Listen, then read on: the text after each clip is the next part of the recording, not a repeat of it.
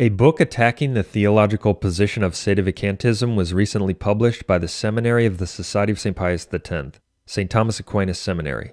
It was authored by two false traditionalists whose materials have been thoroughly refuted in our work. The authors are the ex-Masonic officer, former 32nd degree Freemason John Salza, and Robert Sisko. In their new book, True or False Pope, Refuting Sedevacantism and Other Modern Errors, the authors boldly assert that we at Most Holy Family Monastery, as well as others, have blatantly misrepresented the content of the new rite of ordination. In our materials, we have explained that the new rite of ordination, promulgated by Antipope Paul VI in 1968, systematically removed every reference to the signification of the true sacrificing Catholic priesthood in a pattern that was similar to what the Anglicans did in the 16th century. Since Pope Leo XIII solemnly declared that the Anglican rite was invalid as a result of that pattern of deletion, which manifested an intention contrary to that of the Church, the same conclusion of course applies to the revolutionary post-Vatican II new rite of Paul VI. However, in their book published and promoted by the Society of St. Pius X and endorsed by numerous false traditionalists, Salza and Sisko declare that our claims about the content of the new rite of ordination are completely untrue. They state, quote, "The Diamond's entire case proves to be nothing less than a blatant misrepresentation of the content of the new rite," end quote. They also accuse us of bearing false witness on this matter and much more. To support their assertions, they cite a few passages from what is called the bishop's charge. These passages make reference to the sacrifice which is offered sacramentally through your hands, and some other things. Salza and Sisko believe these references prove our claims to be totally false. After citing those passages, they proclaim, quote, "There you have it," and, quote, "Pete and Mike Diamond have deceived themselves and others into believing that this traditional language has been removed from the new rite." They also refer to us as, quote, "shamelessly advancing this falsehood." They also say, quote, "By evaluating the Diamond's accusations in light of the actual language of the new rite cited above, the reader can surely discern who is guilty of bearing false witness. It's Mike and Pete Diamond." Had the Diamond brothers actually taken the time to read the new rite, they would not have embarrassed themselves by publishing what they did in their book, end quote. Those are strong assertions. They seem quite confident about them. In this section, they also refer to sedevacantist, quote, Kool-Aid, and sedevacantist arguments supposedly being null and void. Well, the fact is that they don't have any idea what they are talking about, and they are totally wrong. They have just committed a massive blunder. The words they have cited are from what is called the bishop's charge. In the new rite of ordination, those words are only an optional model or example. That's why it says the bishop may use these words. The words they cite are not part of the new rite of ordination itself. In fact, Salza and Sisko's fellow false traditionalist, the late Michael Davies, whom they hold in high regard, pointed this out in his book on the subject. He stated the following on page 86 of his book about the new rite of ordination, the Order of Melchizedek, quote, "It must also be stressed that the bishop's charge, from which the passage from the Catholic rite has been taken, is only an option, and that in the introduction to the ICEL version of the new rite, stress is laid upon the fact that it is only an optional model," end quote. Davies also wrote that those words, quote, "constitute no more than a model homily, and the ordaining bishop is free to substitute his own homily for it. It is not mandatory as was the bishop's charge in the traditional ordinal," end quote. The fact that the words they have cited are not part of the new rite itself, but are only an optional model, is not only clear in English translations of the new rite, but also in the original Latin version of the new rite promulgated in 1968, which we have. The false argument that Salza, Sisko, and the FSSPX are now spreading was addressed and refuted in our material years ago, both in video and in writing. Obviously, they missed it. What an incredible mistake. Thus, Salza and Sisko have made a colossal error, laced with utterly false accusations of the strongest nature, in a book that has been promoted to false traditionalists all over as, quote, devastating, quote, luminous, and more. No, it's a work of darkness, filled with errors, lies, and heresy. Since the words they referenced aren't even part of the new rite itself, they don't remedy the fatal defects manifested by the shocking deletion of prayers signifying the true Catholic priesthood throughout the new rite. Moreover, when you consider how strongly worded their false assertions and condemnations are, as well as how aggressively their book, which is filled with errors, false teaching, and outright lies, has been hyped by false traditionalists, the mistake of Salza, Sisko, and the FSSPX on this matter could be described as epic. It is one of the most embarrassing and significant blunders we've seen in a polemical work of this nature. And it gets even worse for the authors because in their shoddy scholarship and lack of familiarity with these issues, they didn't even realize that in our book, when we set forth what the New Rite lacks, we referenced their fellow false traditionalist Michael Davies in his book, The Order of Melchizedek. How did they not notice that? Are they that blind? Did they even read our section on the matter? We cited Michael Davies prominently and repeatedly in that section. That means that all of the strong and false accusations Salza and Cisco launch against us on this, which we've just completely refuted, are actually all directed at their fellow false traditionalist Michael Davies as well, even though they don't realize it. It's truly remarkable how God allows liars, blind guides, and heretics, such as Salza, Cisco, and the Society of St. Pius X, to fall completely into the pit. As should be obvious, their false accusations don't apply to us at all, but to themselves. The authors of this heretical book, and the Society of St. Pius X which published it and endorsed it, have no credibility. That's what we've just proven. Salza and Cisco's arguments also reveal that they are dangerously ignorant of other key aspects of this matter. They don't realize that a mere reference to sacrifice or offering sacrifice does not prove anything in this regard. For example, in their book they quote the following part of the New Rite as if it proves something. Quote, "May Jesus preserve you to sanctify the Christian people and to offer sacrifice to God." End quote. But we addressed and refuted this argument years ago. We referenced Davies, who commented about this particular passage of the New Rite. He stated about it, quote, "Note carefully that no reference is made to the sacrifice of the Mass or to propitiatory sacrifices. The Anglican reformers insisted that it was the duty of every Christian to offer sacrifice to God, but a sacrifice of laud, praise, and thanksgiving." End quote.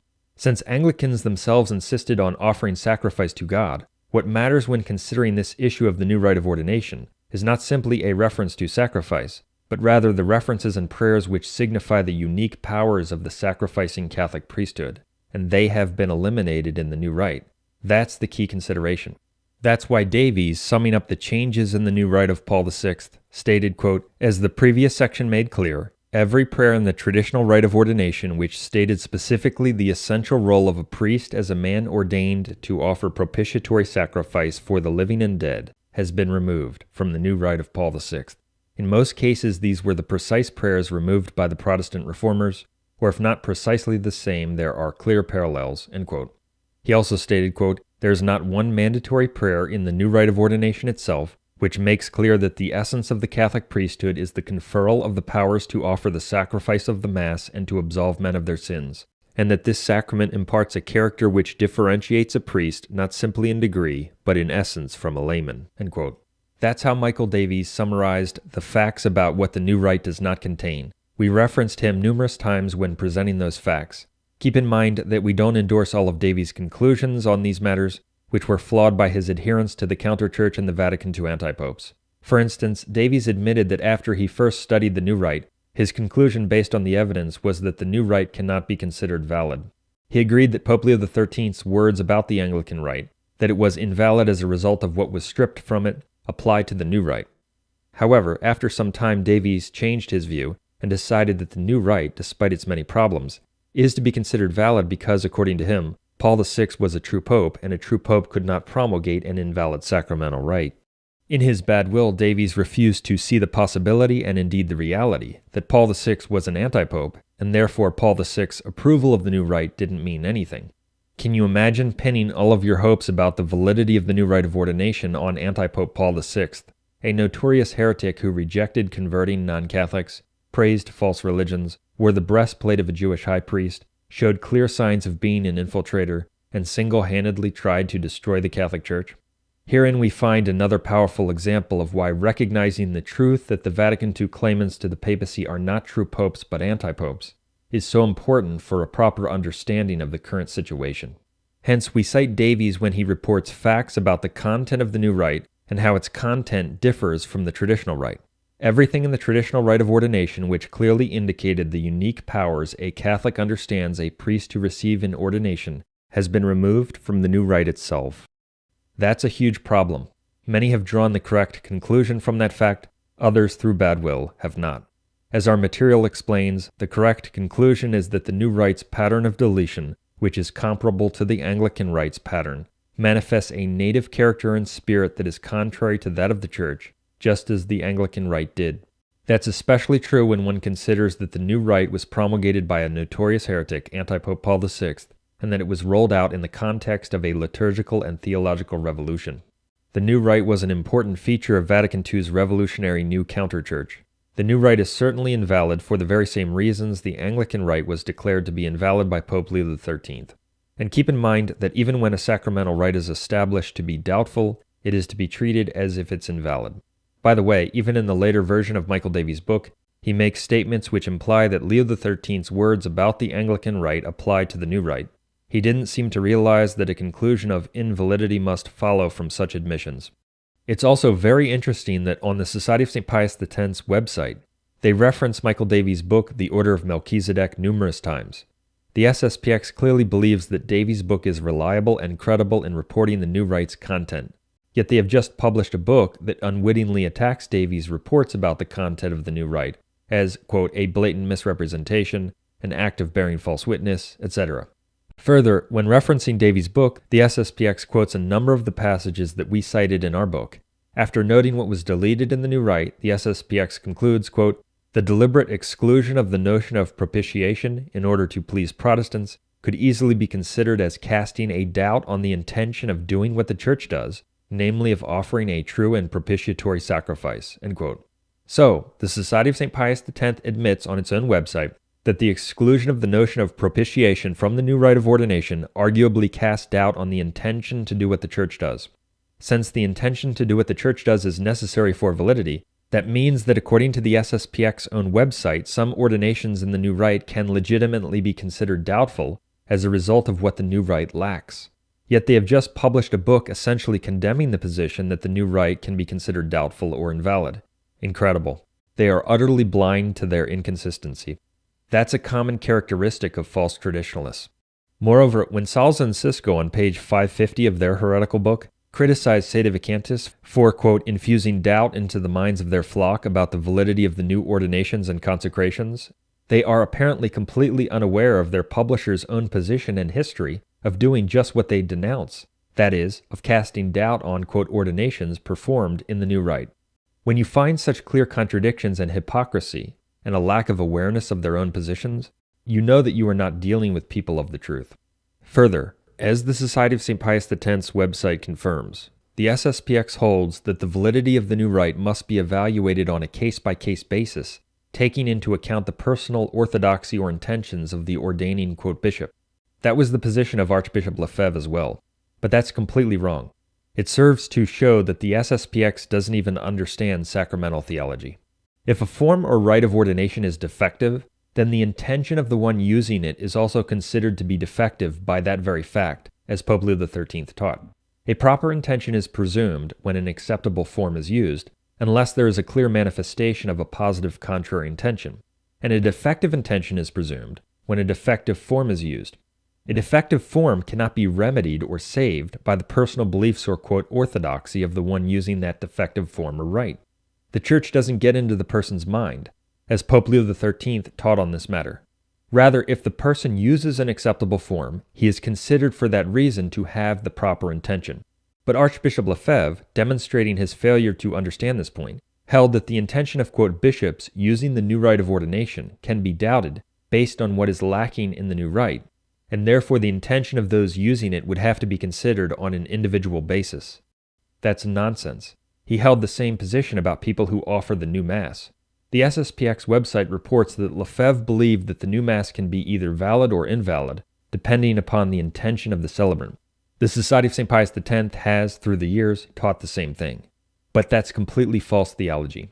If the new Mass and the new rite of ordination contain sufficient matter, form, etc., then the very use of them manifests an intention to do what the Church does. And one doesn't need to get into the person's mind or evaluate him further to consider his intention to be valid. However, the fact that Lefebvre and the FSSPX hold that the use of the new forms and rites in itself casts doubt on the intentions of those using them is an implicit acknowledgement on their part that those new forms and rites are defective, and therefore they could never suffice for validity. Their statements in that regard are also an indication, as previously mentioned, that they don't understand sacramental theology. This is an excellent example of why people should not follow the FSSPX or the clueless heretics who defend them. They don't know what they're talking about. Based on the faulty sacramental theology of Lefebvre and his failure to identify the true nature of the crisis, Throughout its history, the FSSPX has displayed an appalling inconsistency about whether to reordain those who were, quote, ordained in the new rite. Shockingly, sometimes Lefebvre would even leave the decision up to the individual, depending upon whether the man believed his, quote, ordination in the new rite had been valid. The FSSPX is a blind guide. The truth is that the new rite of ordination is not valid. Further, it should also be understood that the form of ordination, which Pope Pius XII declared to be essential for validity, has been altered in the new rite. The new rite removes the Latin word ut from the form of words that Pius XII declared to be essential. In the ordination formula, the Latin word ut introduces a purpose clause, and it means so that or in order that. The removal of this word introduces a doubt and makes the facts about the destruction of the surrounding rite all the more relevant. This brings us to another point that's very important to understand.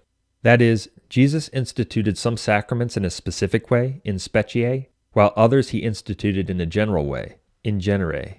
He instituted baptism and the Eucharist in a specific way, meaning that he determined minutely and specifically the matter and form, but he instituted other sacraments in a general way, meaning that he determined that there should be a ceremony or rite that signifies the unique grace, but he left it up to the apostles and the church to determine the specifics of that ceremony. The priesthood was instituted by our Lord in a general way. Hence, the surrounding rite can play a vital role in giving signification and clarification to what is considered to be the essential form of ordination. Also, the destruction of the surrounding rite can play a role in giving a false signification to the essential form. That's why Pope Leo XIII, in declaring the Anglican rite to be invalid, commented so extensively on what was removed from the Anglican rite as a whole. The pattern of deletion it displayed gave a false signification to the form it used and the entire ceremony. Hence, it was invalid. The same applies to the new rite. Interestingly, Salza and Cisco admit that according to Pope Leo XIII, a form for conferring orders that could be valid in a Catholic rite might be invalid in a different rite that eliminates the references to the specific priestly power. They fail to see what this means for the new rite, which even Davies admitted is, quote, shorn of any mandatory prayer signifying the essential powers of the priesthood, end quote. Moreover, consider the stunning hypocrisy of false traditionalists like Salza and Cisco on this issue. Salza and Cisco reject or doubt the solemn, quote, canonizations of the Vatican II sect and its anti-popes. They also reject numerous teachings of Vatican II. Yet they simultaneously hold that Paul VI's new rite of ordination is definitely valid and safe, and condemn those who doubt it. But they can't have it both ways. If the Vatican II sect's, quote, authority does not guarantee the validity of the one, that is, its solemn, quote, canonizations, then it does not guarantee the validity of the other, that is, its new rite of ordination. The same, quote, authority approved both. The outrageous inconsistency and hypocrisy of many false traditionalists on this point is a powerful example of their dishonesty and bad will. Further, it needs to be recognized that what we've exposed in the aforementioned book is not merely an example of outrageous falsehood from unreliable writers. No, it's much more than that. It's the work of the devil through people who are of the devil, and that includes the Society of St. Pius X. Only the agents of Satan, whom Satan uses to mislead people, would, in the face of the evidence available, obstinately assert that the new rite of ordination is safe when it is not, and boldly declare that it is not lacking what their own false traditionalists admit it most certainly is lacking. Only people who are of the devil would put forward such nonsense, and do it in such a bold and aggressive fashion, in a futile attempt to defend the wicked Vatican II counter-church. The facts that we've covered obviously expose Salza, Cisco, the FSSPX, and their heretical book. Clearly, they don't know what they're talking about, and they have no credibility. They have fallen flat on their faces, bearing false witness, and misleading many on this and other crucial matters. But these facts also disgrace all the false traditionalists who have promoted or endorsed their work of heresy and falsehood.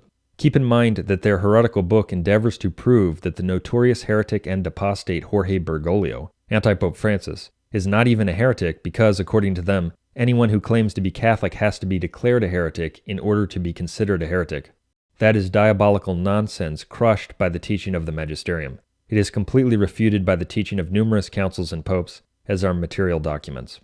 The heretics who have endorsed or promoted the aforementioned heretical book include the Society of St. Pius X's Bishop Bernard Follet, Father Stephen Reuter, Father Paul Robinson, Father Launay, and the Society of St. Pius X in general, Michael Matt of the Remnant, Chris Ferrara, John Veneri of, quote, Catholic Family News, Tim Staples, quote, Father Brian Harrison, Quote Father Shannon Collins, Brian McCall, Ryan Grant, Rorate Chaley, Louis Verrecchio, Alexis Bognolo, and others.